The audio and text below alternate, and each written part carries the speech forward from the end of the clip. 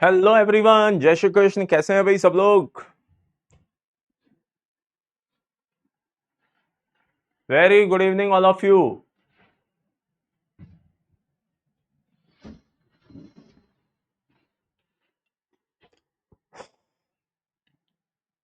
क्या डिस्कशन छिड़ा हुआ है कमेंट बॉक्स में, ये तो बता दो।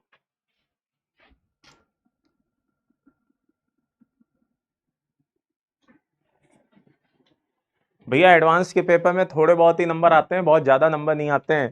तो अगर किसी के 130 140 आ रहे हैं तो अभी जाए और ₹1.25 का प्रसाद चढ़ा दे। और क्योंकि ये भी बहुत बड़ी बात होती है भाई, इतने मार्क्स आना भी कोई कम बात नहीं होती। करो यार नवोदयन, मेहनत करो यार, हो जाएगा। इतना परेशान होने की क्या जरूरत है। हाँ यार, नीट वालों के साथ बहुत चोट हो गई। खैर वो एनटीए है, कुछ भी कर सकता है बेटा। उन्होंने कसम खा रखी है कि वो अपनी गलतियों से नहीं सीखेंगे।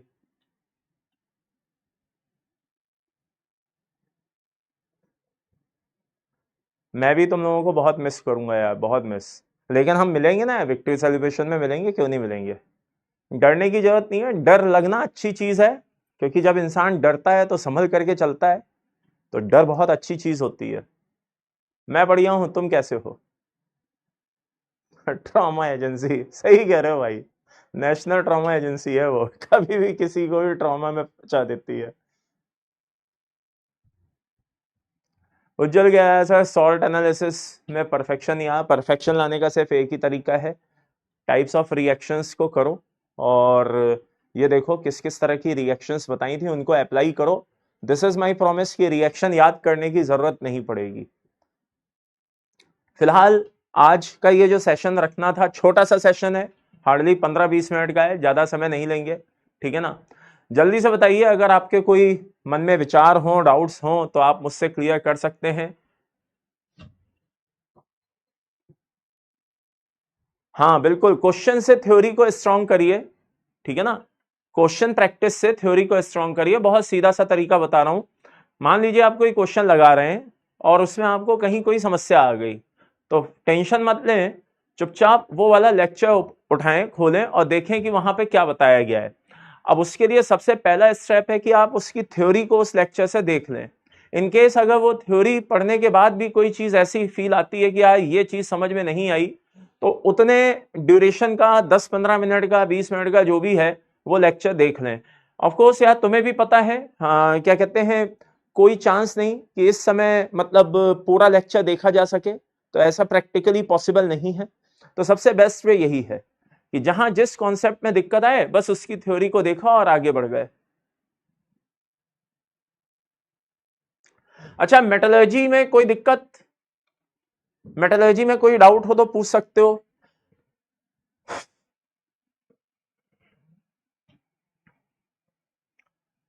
मेटलर्जी में कोई दिक्कत हो तो बता दो भाई। टेंशन लेकर के देखो, हाथ कुछ नहीं आना है। ठीक है ना? जितना कर सकते हो वो भी नहीं कर पाओगे। ये अलग बात है, कहना आसान होता है लेकिन उसको फॉलो करना थोड़ा मुश्किल होता है। लेकिन रियलिटी यही है कि आपके पास और कोई ऑप्शन नहीं है सिवाय इसके कि आप टेंशन ना लें।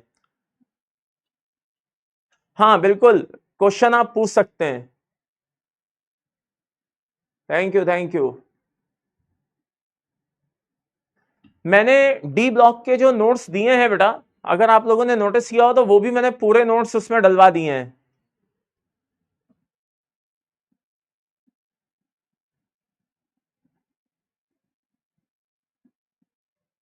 Fe2O3 बेटा बेसिक होता है, और NaOH में वो इंसॉल्युबल होता है, इसलिए प्रेसिपिटाइज होकर के वो अलग हो जाता है।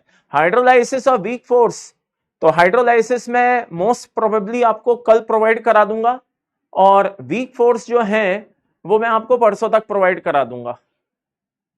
छोटे छोटे टॉपिक हैं, एक बार बस आप थ्योरी देख करके जाएंगे, उससे भी काम चल जाएगा। पूरा 2-2 घंटे का लेक्चर देखने की जरूरत नहीं है। इसलिए एंड टाइम पे भी अगर आप उनको एक बार बस पढ़ करके जाएंगे तो भी आपका काम चल जाएगा। इसलिए ज्यादा उसको लेकर के टेंस होने की जरूरत नहीं है। कलर याद रखने के अलावा बेटा और कोई ऑप्शन नहीं है। कलर याद करना पड़ेगा, उसमें आपके पास, मेरे पास कोई ऑप्शन नहीं है।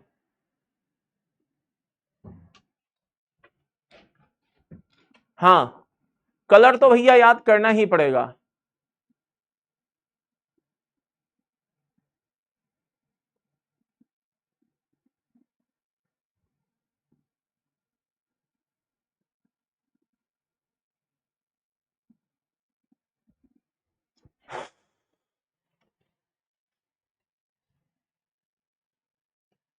सॉलिबिलिटी आपको पढ़ के जानी है, मेन मेन सॉलिबिलिटी मैंने बताई है। बेटा कलर शीट आप चाहते हो डलवा देंगे, क्या दिक्कत है, कोई दिक्कत नहीं है। लेकिन बात को समझिए, अगर कलर को दिमाग में बैठाना है तो जब जो चीज जहां पढ़ रहे हैं और वहां पे जो कंपाउंड का कलर बताया जाए बस उसी को एक बार पढ़ करके देख लें, याद रखने की कोशिश करें। आपको लग रहा है कि मैं इस तरह से एक शीट लगा दूंगा दीवार पे और आते जाते उसको देखता रहूंगा, तो ना तो उसका टाइम है और ना ही वो सही तरीका है। वो चीज थोड़ी सी क्या कहते हैं, दिक्कत देती है।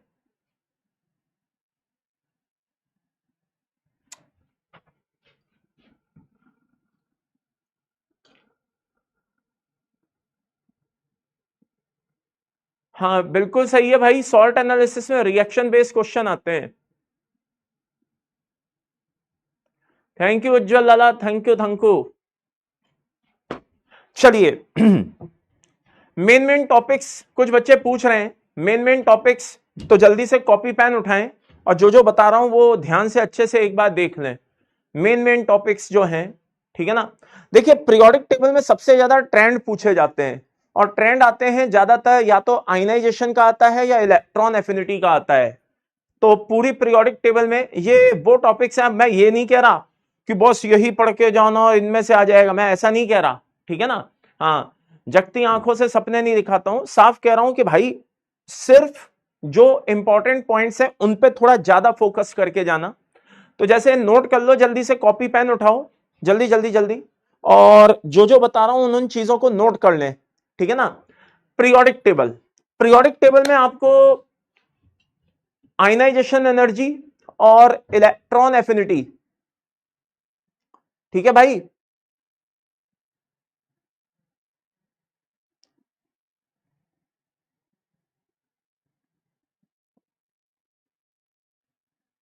हाँ बता तो रहा हूं भाई, बता तो रहा हूं, हाँ ध्यान से सुनो। तो पीरियोडिक टेबल में आयनाइजेशन एनर्जी और electron affinity, chemical bonding, chemical bonding में क्या, ऑब्वियसली केमिकल बॉन्डिंग में एक तो हाइब्रिडाइजेशन बहुत इंपॉर्टेंट है, ठीक है ना। हाइब्रिडाइजेशन इंपॉर्टेंट है, number one. Number second, boron family में बोरॉन हैलाइड होते हैं, आपको भी पता है, BF3 BCl3 BBr3 Bi3। तो बोरॉन फैमिली में बोरॉन हैलाइड होते हैं, इनके ऊपर बैक बॉन्डिंग पूछी जाती है। और एक बोरॉन फैमिली का कंपाउंड है B2S6, इसके ऊपर अक्सर ब्रिज बॉन्डिंग का क्वेश्चन आ जाता है। तो बैक बॉन्डिंग और क्या कहते हैं ब्रिज बॉन्डिंग जो है वो बोरॉन फैमिली की जरूर पढ़ करके जाइएगा अच्छे से। इसके अलावा मॉलिक्यूलर ऑर्बिटल थ्योरी, MOT। तो मॉलिक्यूलर ऑर्बिटल थ्योरी में बेटा ऐसा है कि ज्यादातर या तो पूछा जाता है बॉन्ड ऑर्डर, या फिर कभी कभी मिक्सिंग पूछ लेता है। SP मिक्सिंग आप लोगों ने नाम सुना होगा। SP मिक्सिंग में आपको ध्यान रखना है कि नाइट्रोजन तक जितने भी हैं अप टू नाइट्रोजन, उनमें SP मिक्सिंग होती है, एबव नाइट्रोजन में SP मिक्सिंग नहीं होती है। ये बात समझ गए। हाँ, ये पॉइंट आपको ध्यान रखना है, नाइट्रोजन तक जितने भी उनमें SP मिक्सिंग होती है, नाइट्रोजन से ऊपर वालों में SP मिक्सिंग नहीं होती है। तो मैं थोड़ा सा रिकैप कर देता हूं, वापस से बोले देता हूं। हाइब्रिडाइजेशन आपको आता ही है निकालना, मेरे हिसाब से उसमें कहीं से कहीं तक आपको कोई समस्या नहीं आनी चाहिए, number one. Number second, boron family का चाहे बैक बॉन्डिंग हो चाहे ब्रिज बॉन्डिंग हो, बहुत अच्छे से देख के जाना। Number three, molecular orbital theory, इसमें से बॉन्ड ऑर्डर के ऊपर बेस्ड या फिर SP मिक्सिंग के ऊपर बेस्ड क्वेश्चन बहुत ज्यादा पूछे जाते हैं। अब बात आती है कोऑर्डिनेशन। तो भाई कोऑर्डिनेशन कंपाउंड में दो तीन टॉपिक एडवांस वालों के बहुत ही प्रिय हैं, बहुत ही फेवरेट हैं।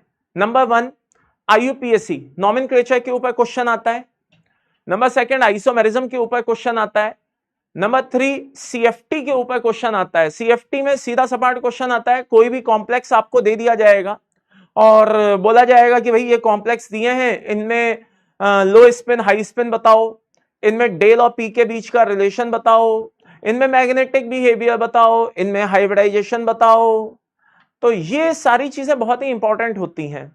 उसके अलावा जैसे सॉल्ट एनालिसिस है, तो भाई सॉल्ट एनालिसिस में टाइप्स ऑफ रिएक्शन तो आपको देख करके जानी है। उसके अलावा जो स्पेसिफिक नेम रिएक्शन होती है मैं बता देता हूं, मैं बोले देता हूं, जरा ध्यान से अच्छे से सुन लीजिएगा।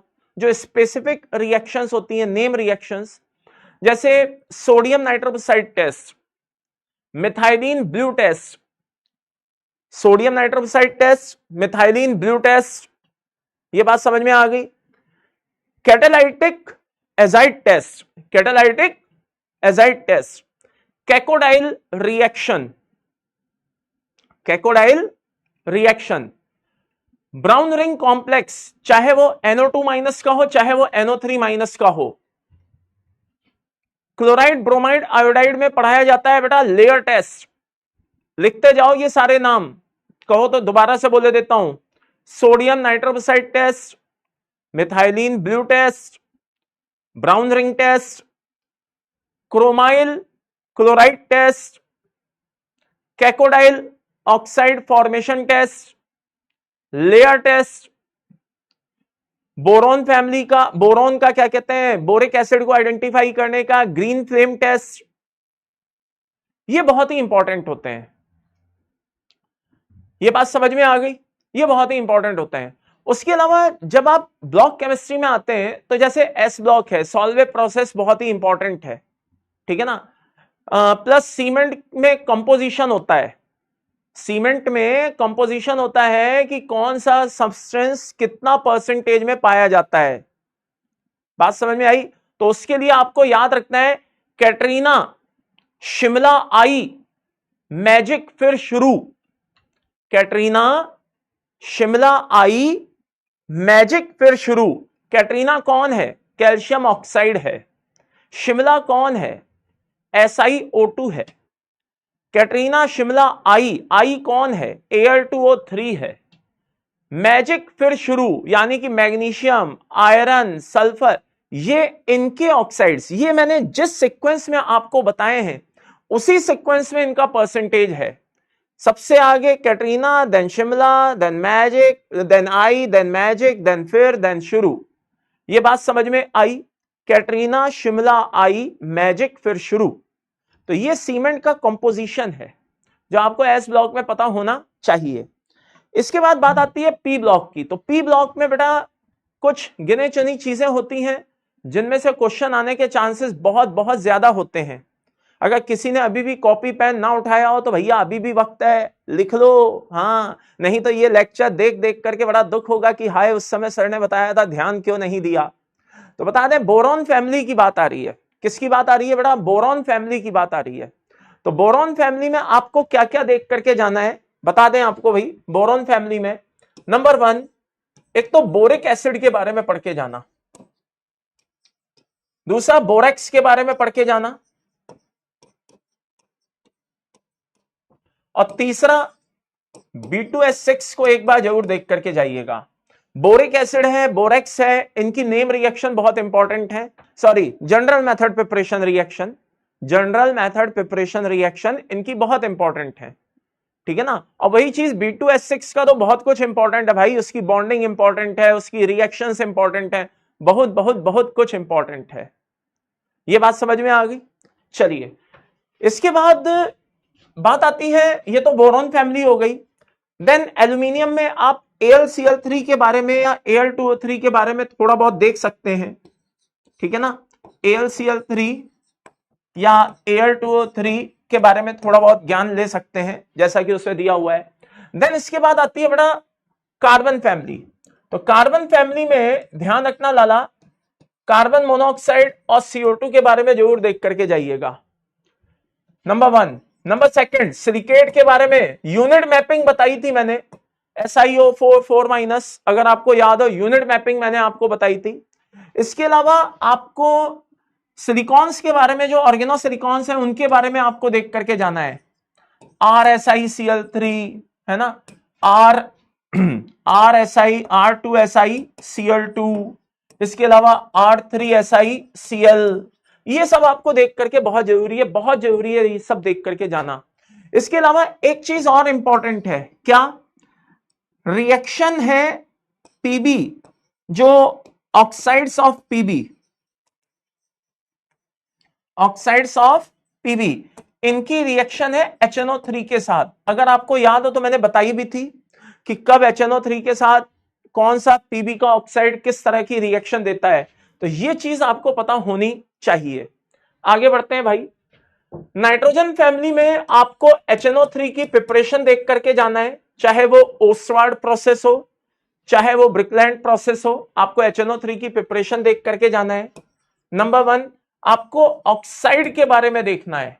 ऑक्साइड मतलब जैसे N2O है, NO है, क्या कहते हैं अपना, कौन हो गया, N2O3 हो गया, या NO2 हो गया, या N2O5 हो गया। इनकी स्ट्रक्चर आपको पता होनी चाहिए, इनके बारे में कई बार क्वेश्चन पूछ लिया जाता है।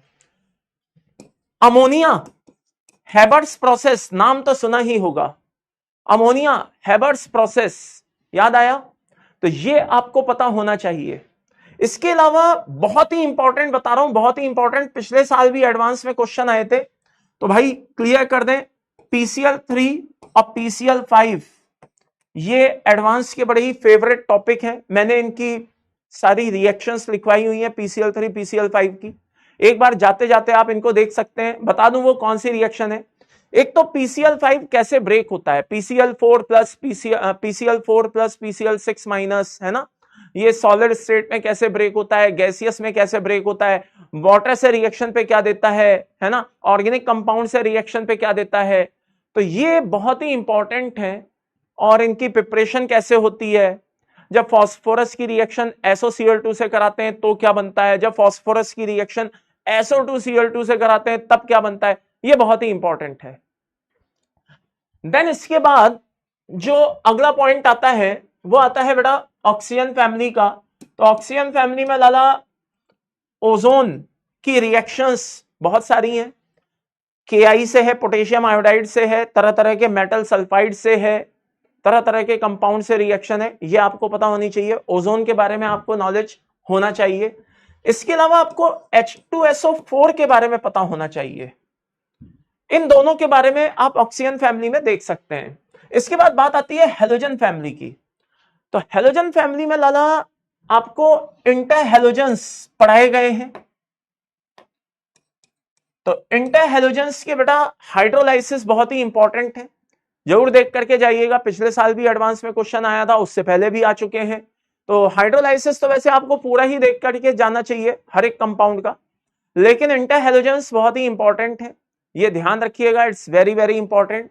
उसके अलावा इंटरहेलोजेंस के अलावा जो इसमें इंपॉर्टेंट है वो है F2 और HCl। इनकी प्रिपरेशंस को जरूर देख करके जाइएगा, इनकी प्रिपरेशंस को जरूर देख करके जाइएगा। प्लस एक स्यूडो हेलोजेंस होते हैं, जैसे एक बेस्ट एग्जांपल लिखा है मैंने साइनाइड, तो स्यूडो हेलोजेंस ये आपको पता होने चाहिए। Last and final noble gas family में HCF2, HCF4 और HCF6, इनका हाइड्रोलाइसिस और इनकी प्रिपरेशन आपको पता होनी चाहिए। और क्रेथरेट कंपाउंड किसे कहते हैं, क्या होते हैं, ये आपको पता होना चाहिए। ये बात समझ में आ गई। अब बात आती है मेटलर्जी हाइड्रोजन डी ब्लॉक की।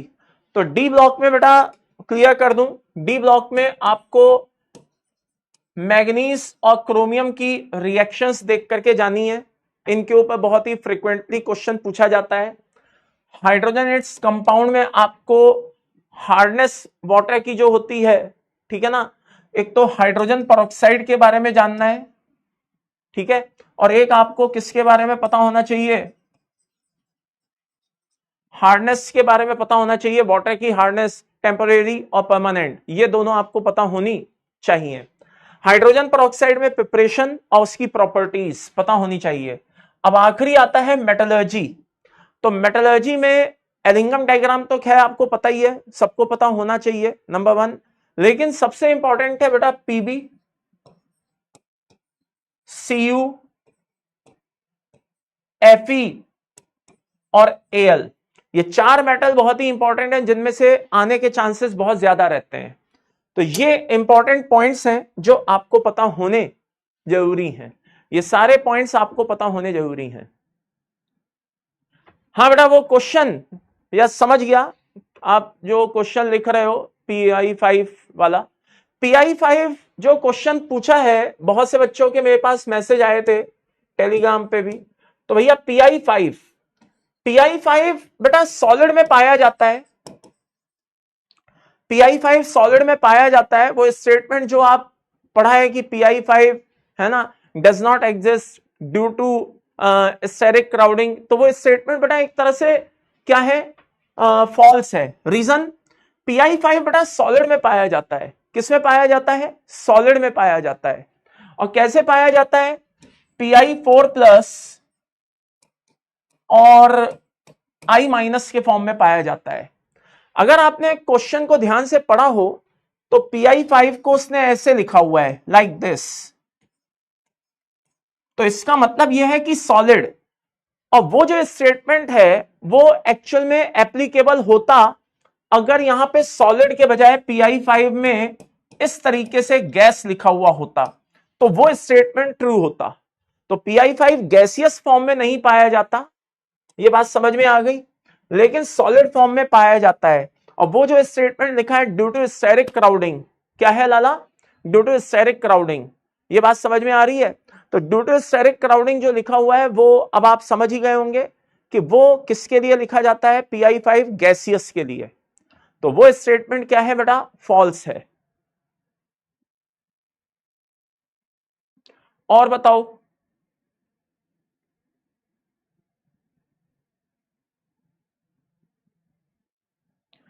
आयनिक फॉर्म में पाया जाता है due to self ionization.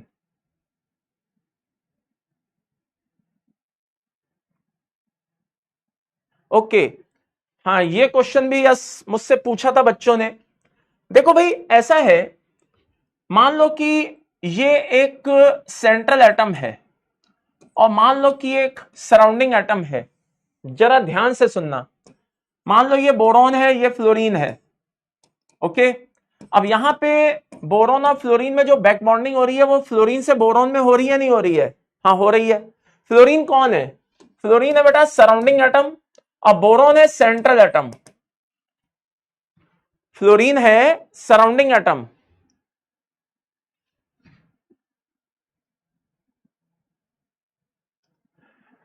Fluorine है सराउंडिंग एटम, और बोरॉन है लाला क्या? Central atom. ये बात समझ में आ गई? तो भाई अगर यहां पे बैक बॉन्डिंग हो रही है तो जल्दी से बताओ क्या बॉन्ड एंगल चेंज होगा? ये जो बॉन्ड एंगल है जल्दी से बताओ क्या चेंज होगा? जल्दी बताओ, यस या नो? शाबाश शाबाश शाबाश।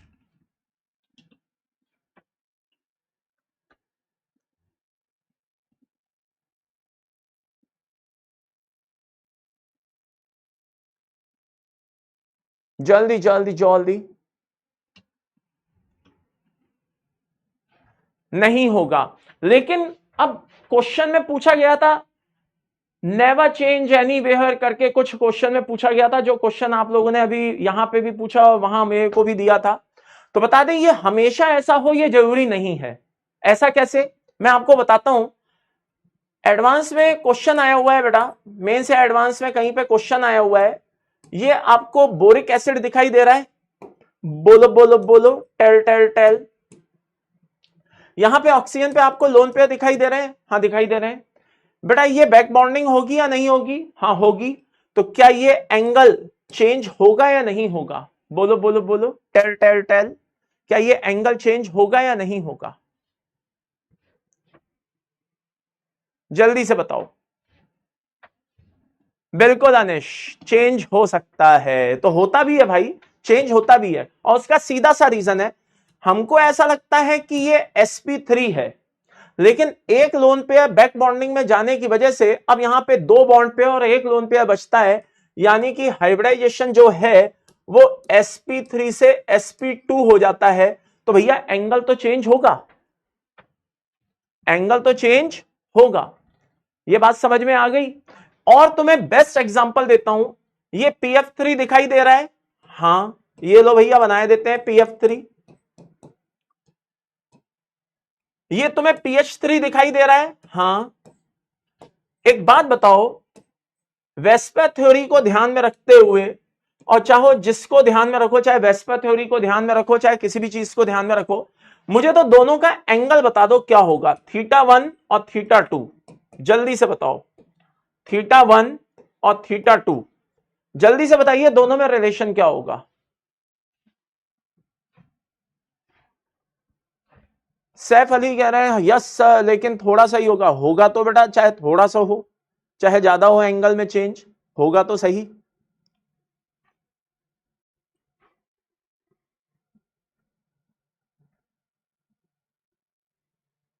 जल्दी बताइए, जल्दी जल्दी जल्दी। Very good.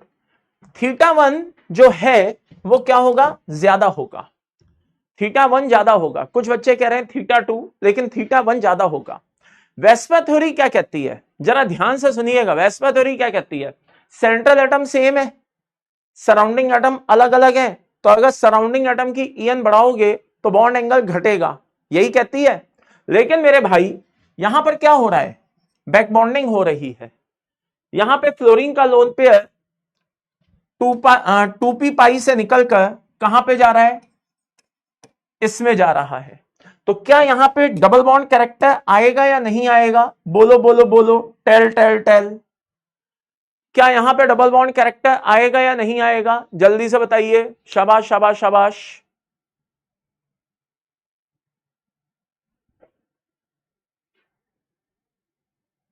जल्दी जल्दी जल्दी आएगा। तो बेटा डबल बॉन्ड कैरेक्टर आएगा तो बॉन्ड एंगल बढ़ जाएगा, नंबर 1। नंबर 2, इसमें तो वैसे भी हाइब्रिडाइजेशन नहीं है, ये तो वैसे भी प्योर p ऑर्बिटल है, और जब प्योर p ऑर्बिटल है तो बॉन्ड लेंथ बढ़ जाती है, और बॉन्ड लेंथ बढ़ जाती है तो बॉन्ड एंगल वैसे भी कम रह जाता है। तो order will be like this. ये बात समझ में आ गई अच्छे से।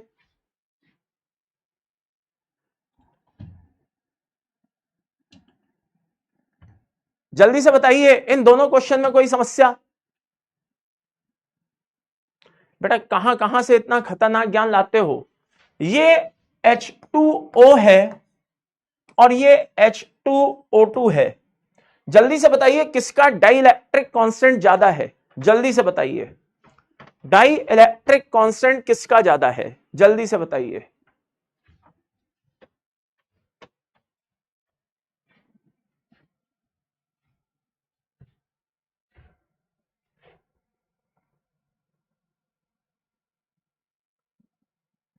जल्दी से बताइए।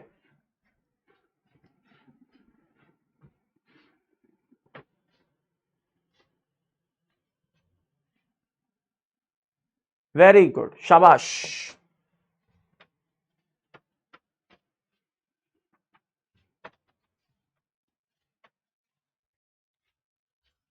ये तो मोए मोए हो गया, क्या कहना चाहेंगे।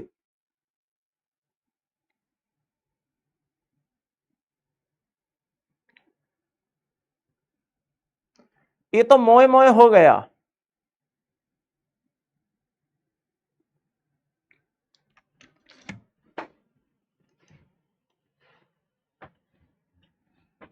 तो बता दें आपको, अगर दोनों में कंपेयर करें तो इसका ज्यादा होता है ना कि इसका ज्यादा होता है, समझे। वो एक का मैसेज देख करके मैं समझ गया। अब by the end summary is this, अगर इसका ज्यादा होता है तो फिर आखिरकार हाइड्रोजन पेरोक्साइड को हम as a oxidizing agent, sorry as a universal solvent use क्यों नहीं करते हैं। क्योंकि हाइड्रोजन पेरोक्साइड इसलिए अच्छा सॉल्वेंट नहीं है क्योंकि ये ऑक्सीडाइजिंग एजेंट की तरह बिहेव करता है।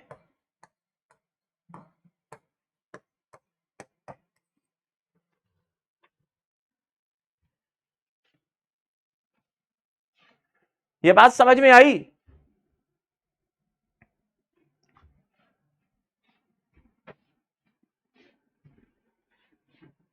सिनर्जिक बॉन्डिंग में बेटा आप देख सकते हैं, synergic bonding is very simple. बस आपको उसमें यह देखना है कि मेटल और लिगेंड के बीच कहां पे बॉन्ड ऑर्डर कम हो रहा है, कहां पे बॉन्ड ऑर्डर ज्यादा हो रहा है। भाई अंडरस्टूड है कि अगर यहां से यहां जा रहा है तो यहां डबल बॉन्ड कैरेक्टर बढ़ेगा, तो यहां पे बॉन्ड ऑर्डर में क्या आएगी लाला, कमी आएगी, सॉरी यहां पे बॉन्ड ऑर्डर क्या होगा, बढ़ेगा, और यहां बॉन्ड लेंथ में क्या आएगी, कमी आएगी। ये बात समझ में आ गई।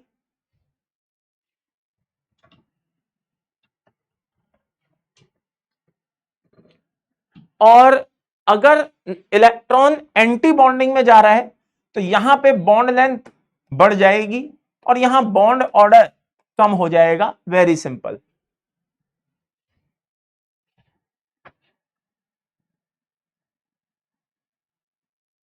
ठीक है मेरे भाई।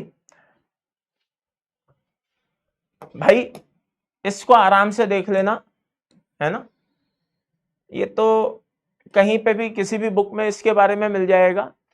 H2O अप्रॉक्स 81 के करीब होता है और no doubt hydrogen peroxide little bit ज्यादा रहता है।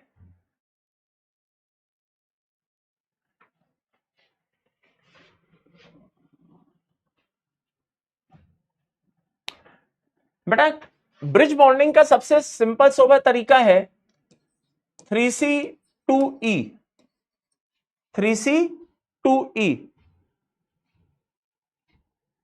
3C2E जब सराउंडिंग एटम के पास कोई लोन पेयर ना हो, नो लोन पेयर, और 3C4E जब लोन पेयर हो, बस ऐसे पहचान लो। बहुत सिंपल तरीका है।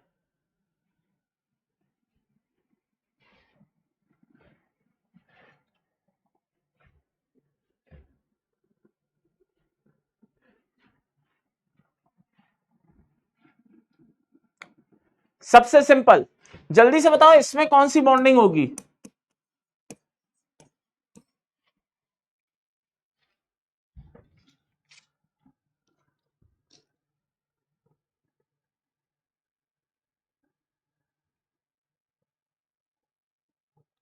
जल्दी जल्दी जल्दी।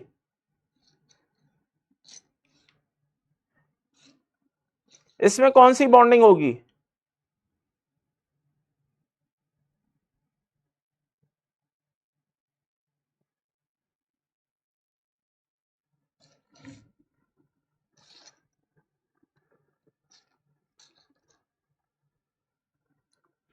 बहुत धीरे धीरे आंसर आ रहा है। 3C2E होगी। शाबाश। नो, नो ब्रिज बॉन्डिंग, कोई ब्रिज बॉन्डिंग इसमें नहीं होगी। Si2S6 अगर तुम्हें इसमें ब्रिज बॉन्डिंग दिखाई दे रही है तो कल को तो तुम्हें इसमें भी ब्रिज बॉन्डिंग दिखाई देगी, तो ये तो स्थिति चिंताजनक हो जाएगी। ये स्थिति तो चिंताजनक हो जाएगी।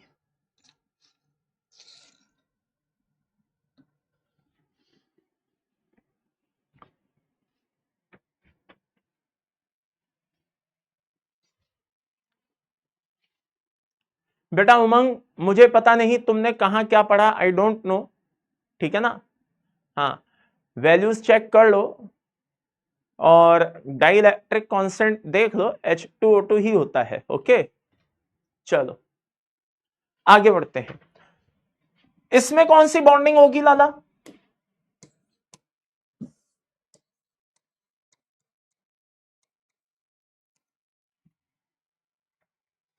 जल्दी से बताइए इसमें कौन सी बॉन्डिंग होगी।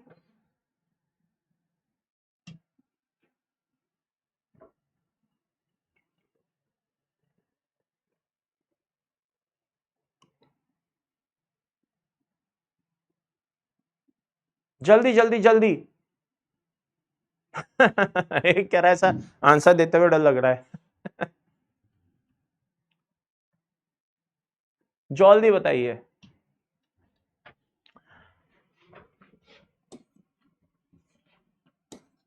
3C4E correct.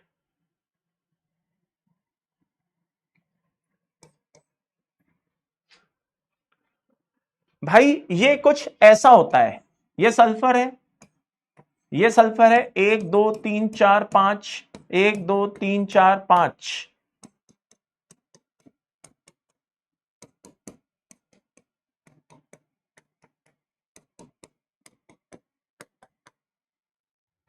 ये बात समझ में आ गई?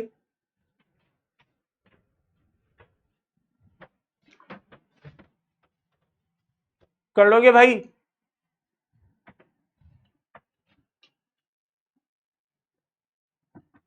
एक और क्वेश्चन है, आराम से सोच समझ करके जवाब देना। इसमें कौन सी बॉन्डिंग होती है, 3C2E या 3C4E? जल्दी से बताइए।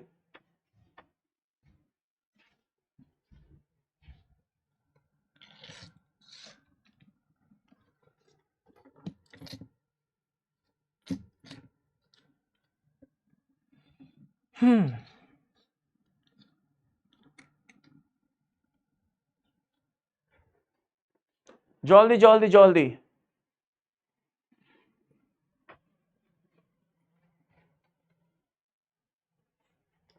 Answer is no.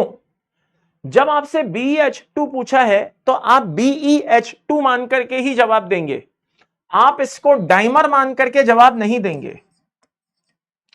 कल को अगर ऐसे मॉलिक्यूल दे दिया तो उसका अगर आपको हाइब्रिडाइजेशन बोला जाएगा तो भाई यहां पे हाइब्रिडाइजेशन sp होता है, यहां पे हाइब्रिडाइजेशन sp2 होता है, ठीक है ना? तो फिर आप उसका हाइब्रिडाइजेशन क्या दोगे, sp दोगे कि sp2 दोगे? यूं बोलोगे सर मैं तो डाइमर मान करके उसका हाइब्रिडाइजेशन sp2 बोलाया, ये तो गलत है ना।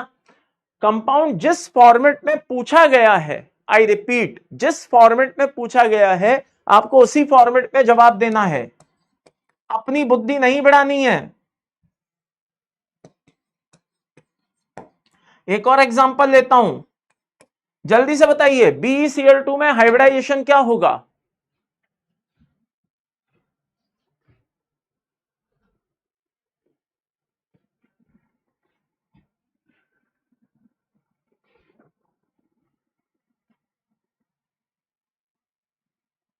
जल्दी जल्दी जल्दी। जहां पे सबसे ज्यादा दिक्कत होती है बेटा वही एग्जांपल मैं तुम्हें बता रहा हूं नवोदयन, वही एग्जांपल बता रहा हूं।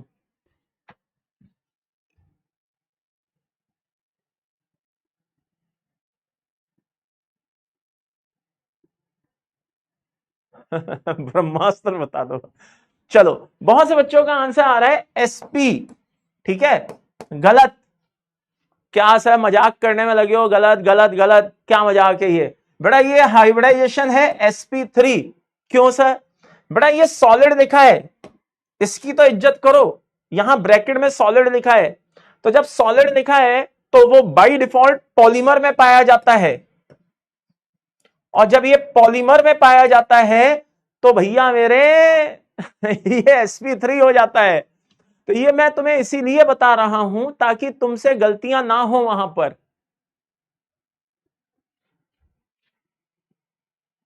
ठीक है? ऐसे क्वेश्चंस अक्सर फंस जाते हैं और नंबर चुरा करके ले जाते हैं, इसलिए कह रहा हूं।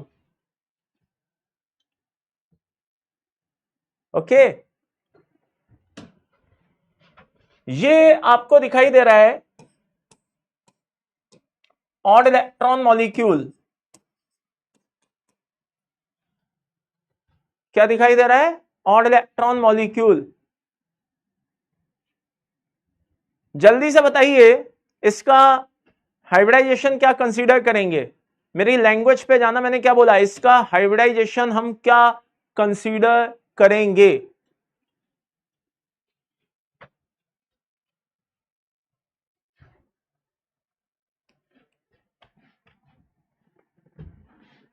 भाई बोरोन जो ब्रिज बॉन्डिंग होती है तो एक तो बोरोन फैमिली में बोरोन के कंपाउंड में होती है, एक एल्यूमिनियम के कंपाउंड में होती है। काफी बच्चे लिख रहे हैं sp2, काफी बच्चे लिख रहे हैं sp3। ये ना sp2 है ना sp3 है, this is the intermediate of sp2 sp3। ध्यान रखिएगा, ऐसी चीज पूछी जाए तो वहां पे एक ऑप्शन मिलेगा इंटरमीडिएट ऑफ sp2 sp3। क्यों? आओ मैं बता देता हूं। बेटा ये CH3 दिखाई दे रहा है, हाँ। ये ऑड इलेक्ट्रॉन मॉलिक्यूल है, हाँ। ये CF3 दिखाई दे रहा है, हाँ। यहां पे भी ऑड इलेक्ट्रॉन मॉलिक्यूल है, हाँ। यहां पे 3 सिग्मा कंसीडर होंगे ओनली, हाइब्रिडाइजेशन होगा sp2,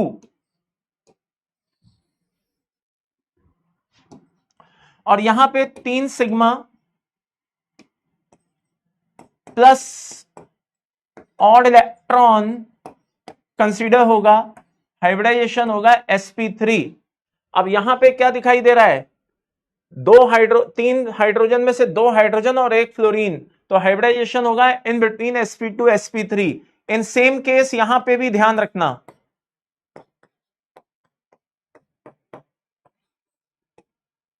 इन सेम केस यहां पर भी ध्यान रखना।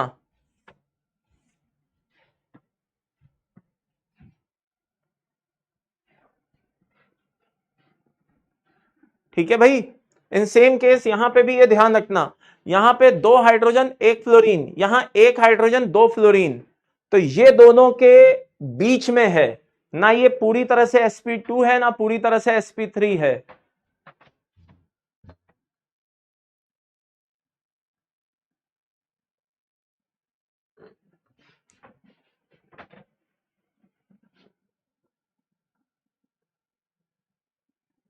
आदर्श कह रहा है सर अगर हमसे गलत हुआ तो बहुत लोगों से भी तो गलत होगा ना। आदर्श लाला तुमने अनजाने में एक बहुत अच्छी लाइन बोल दी है। एक बात बताओ, ये वो लोग हैं जो अनफॉर्चुनेटली मतलब अपना एम हासिल नहीं कर पाएंगे, और ये वो लोग हैं जो फाइनली अपना एम हासिल कर लेंगे। तो लाला तुम किस में जाना चाहते हो, मुझे ये बता दो। उन बहुतों में शामिल होना चाहते हो या इनमें शामिल होना चाहते हो, जल्दी से बताओ। 99% 1%, तुम किस में शामिल होना चाहते हो?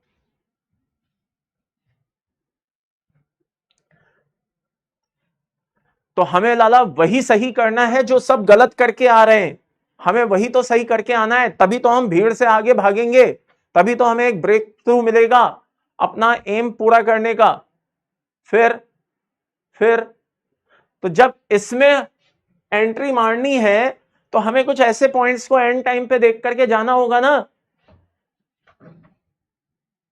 तो अगर सपने बड़े हैं तो काम भी तो बड़े अच्छे करने होंगे, सिर्फ सपने देखने से काम थोड़ी ना चल जाएगा मेरे भाई।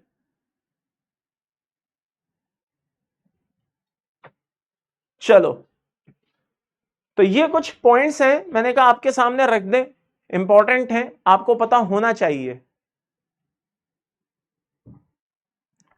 रीजन क्या है, रीजन क्या है भाई? रीजन ये है बेटा, कार्बन की ईएन होती है 2.5, हाइड्रोजन की ईएन होती है 2.1, कार्बन की ईएन होती है 2.5, फ्लोरीन की ईएन होती है 4। पहले केस में एक बात बताओ, कार्बन हाइड्रोजन से इलेक्ट्रॉन खींचेगा या फिर हाइड्रोजन कार्बन से इलेक्ट्रॉन खींचेगा? सो ऑब्वियसली कार्बन हाइड्रोजन से इलेक्ट्रॉन खींचेगा। तो जल्दी से बताइए, कार्बन पे CH3 के केस में कौन सा चार्ज आएगा? पॉजिटिव चार्ज आएगा या नेगेटिव चार्ज आएगा? जल्दी से बताइए।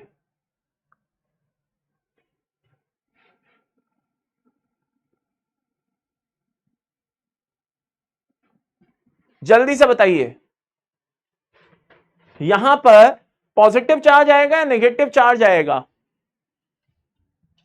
नेगेटिव चार्ज आएगा, वेरी गुड। तो बेटा जब नेगेटिव चार्ज आएगा तो वो इस इलेक्ट्रॉन को अट्रैक्ट करेगा या रिपेल करेगा? सर ये यहां पे रिपल्शन देगा। तो रिपल्शन बढ़ने से एनर्जी क्या होगी?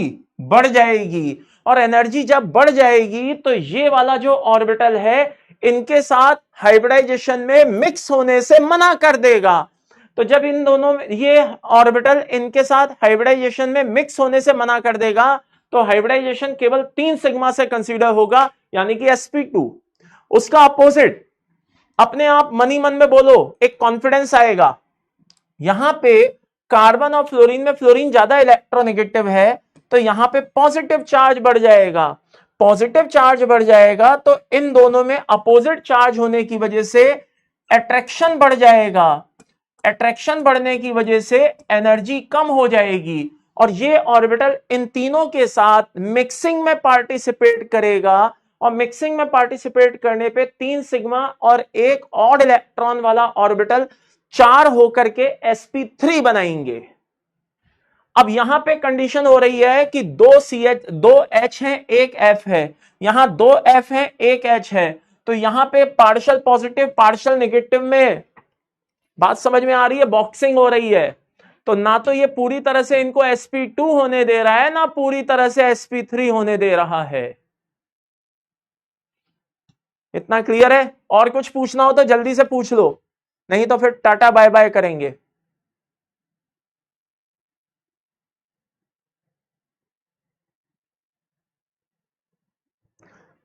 बाइडेंटेड लिगेंड्स, ओके भाई, उसके लिए तो आपको पता होना चाहिए, जैसे ये MAA है, ये MAA होल ट्वाइस B2 है, ये MAA होल ट्वाइस BC है, ये MAA B4 है, ये MAA B3C है, ये MAA B2 और C2 है, ये MAA B2CD है और ये MAA BCDE है। ये 1, ये 2, ये 3, ये 4, ये 5, ये 6, ये 7 और ये 8। तो नंबर ऑफ GI को दिमाग में बैठाने का तरीका बता रहा हूं, 0 2 2 0 2 3 4 6, दैट्स ऑल। और बाकी तो आपको पता है, 2 है तो 1 1, 3 है तो 1 2, लेकिन 4 में 2 2 और 6 आखिरी वाले में तो नो सिस नो ट्रांस, यानी कि आपके दिमाग में ये बैठ गया।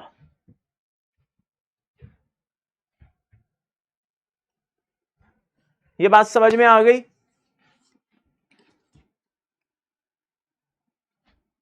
फेजांस रूल बेटा, उसमें जितने भी हैं ऑर्डर आपको पता होने चाहिए। मेल्टिंग पॉइंट, बॉइलिंग पॉइंट आपको पता होना चाहिए, ऑर्डर पता होने चाहिए, सॉल्युबिलिटी के ऑर्डर पता होने चाहिए, है ना, लैटिस एनर्जी के ऑर्डर पता होने चाहिए, कंपाउंड को पहचानना आना चाहिए कि कौन पॉली एटॉमिक होता है, कौन मोनो एटॉमिक होता है। जैसे मैं आपको एस ब्लॉक का एक एग्जांपल बताता हूं, लाला एस ब्लॉक का एक एग्जांपल बताता हूं, जो सज्जन अभी पूछ रहे हैं, जरा ध्यान से अच्छे से सुन लीजिएगा, ठीक है ना बेटा। 3 कंपाउंड है, कितने कंपाउंड है? 3। एक है लिथियम से लेके सीजियम तक, लिथियम ऑक्साइड से लेके सीजियम ऑक्साइड तक, ये ऑक्साइड वाला कंपाउंड है, ओके। एक है लिथियम परऑक्साइड से सीजियम परऑक्साइड तक,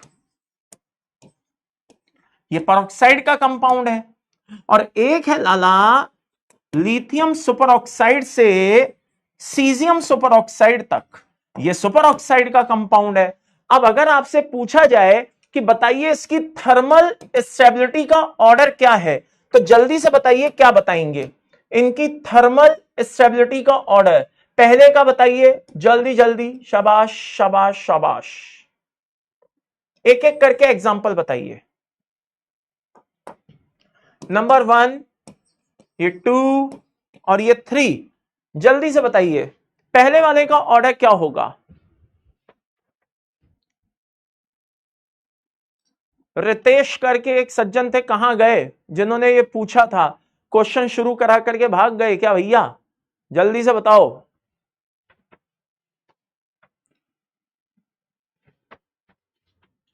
नथिंग गर्ग का आंसर सबसे पहले आया है। फर्स्ट में डिक्रीज होगा, सेकंड में इंक्रीज होगा।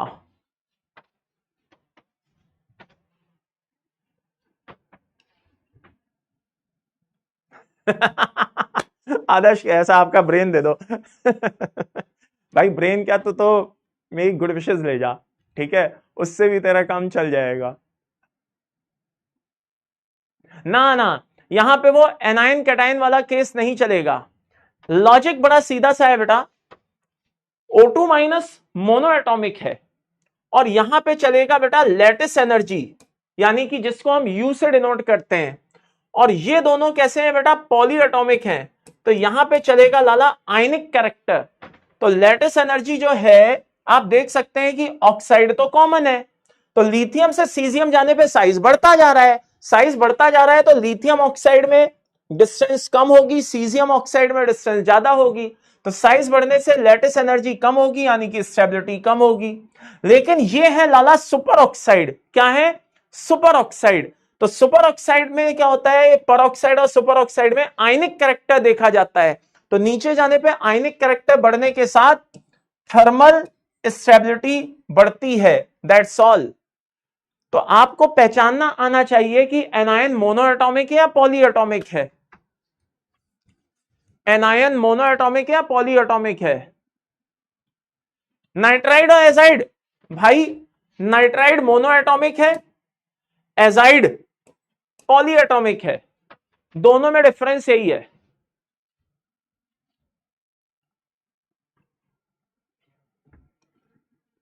बेटा स्टीरियो आइसोमर की जब बात की जा रही है तो वो टोटल चीजें पूछ रहा है, जीआई ओआई मिलाकर के, ज्योमेट्रिकल ऑप्टिकल मिलाकर के।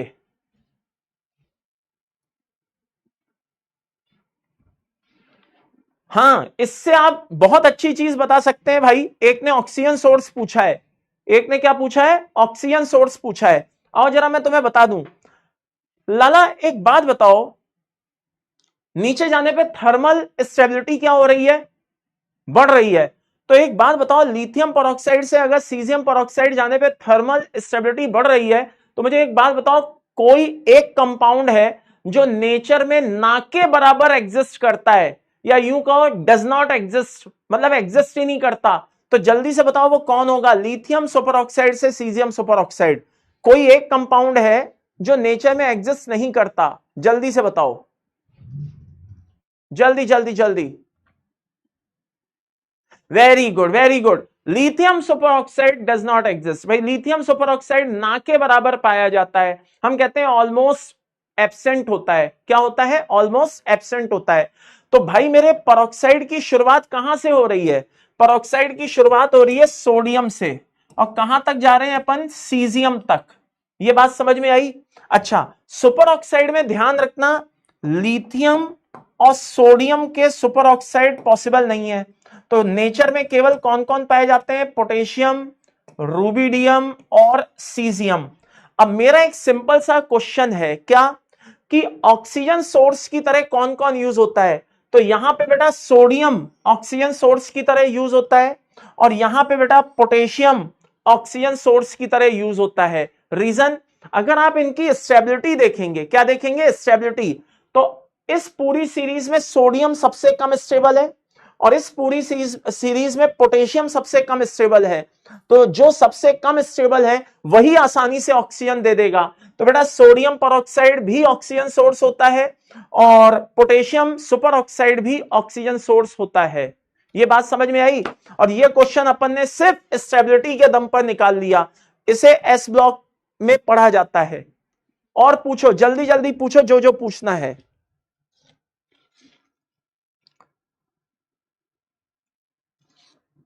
जल्दी जल्दी,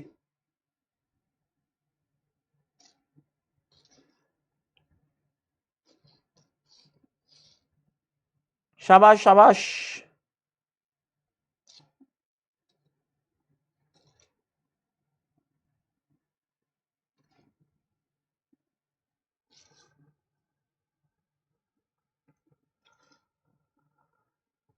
क्या बात है भैया, क्वेश्चन ना आ रहा। आईओसी का वेटेज जो होता है बेटा वो इक्वली होता है, आईओसी का जो वेटेज होता है वो इक्वली होता है बेटा। ये एक मिथ है कि आईओसी कम आती है, अगर पुराने 10 साल के पेपर उठा करके देख लो, चाहे मेंस के चाहे एडवांस के, तो बेटा इक्वल वेटेज होता है 33%। Got it. हाँ, ऐसा नहीं होता है कि कम ज्यादा नहीं होता है।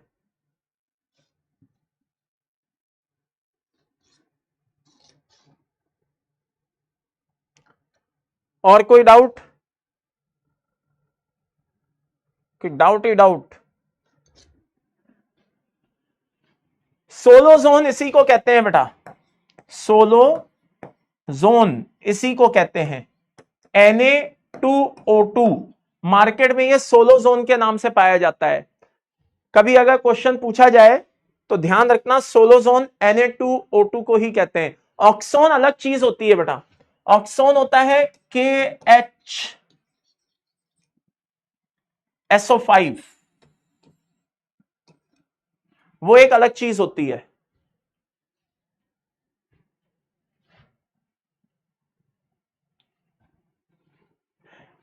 NO2 माइनस और NO3 माइनस में बेटा दोनों ही ब्राउन रिंग टेस्ट दे सकते हैं, लेकिन अगर दोनों को एक साथ रखा जाए तो NO2 माइनस टेस्ट दे देगा, NO3 नहीं दे पाएगा, क्योंकि वो NO2 माइनस जो है वो डाइल्यूट से रिएक्शन दे सकता है, जबकि NO3 माइनस केवल कंसंट्रेट से देता है, डाइल्यूट से नहीं देता।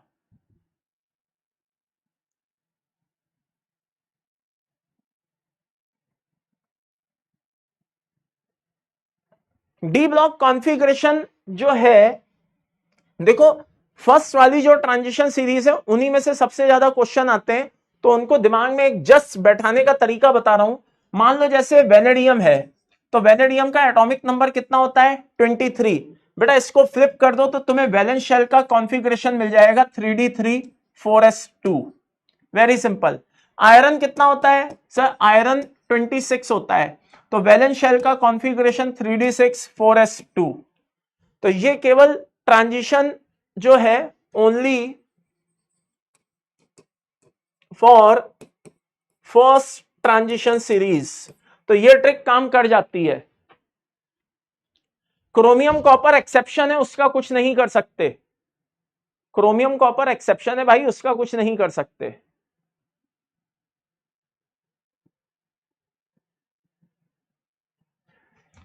निकिल ये लो, ये लो, 28 है तो 3d8 4s2, वेरी सिंपल।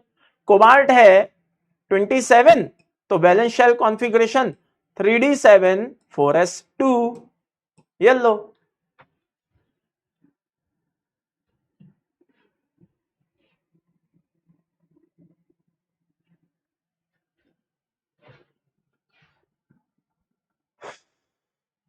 हाँ 41 से 47 एक्सेप्शन है, एक्सेप्ट 43, एक्सेप्ट 43।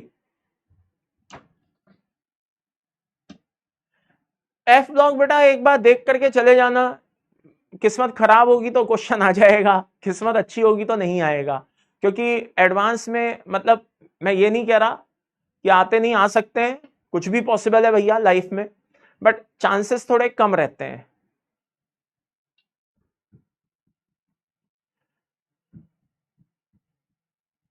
ठीक है, चलो तो ठीक है भाई, आज के लिए बस इतना ही काफी है। बस एक बार तुम लोगों से मिलने का मन था, मैंने कहा छोटी मोटी कोई भी प्रॉब्लम्स है तो बता दें, है ना।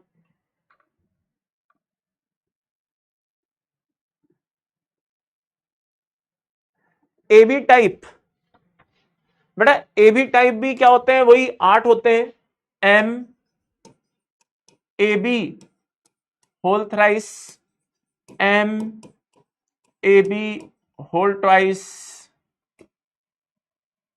C2 M A B whole twice CD, M A B C4 M A B C3D M A B C2D2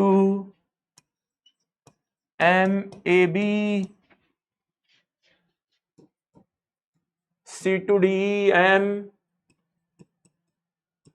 A B CDEF। तो वैल्यू भाई देख लेना,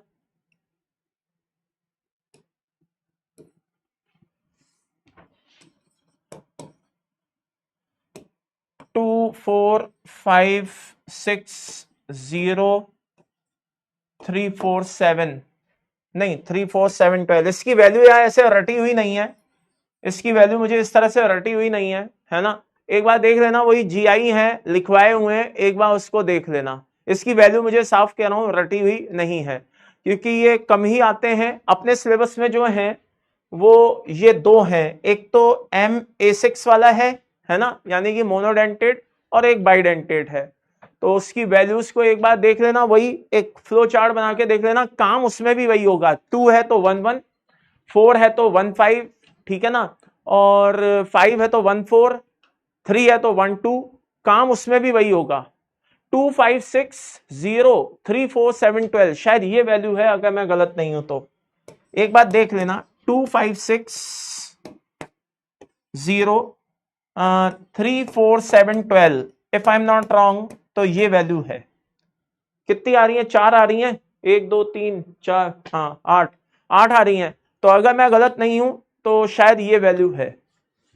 ओके, एक बार चेक कर लेना, 2560347112।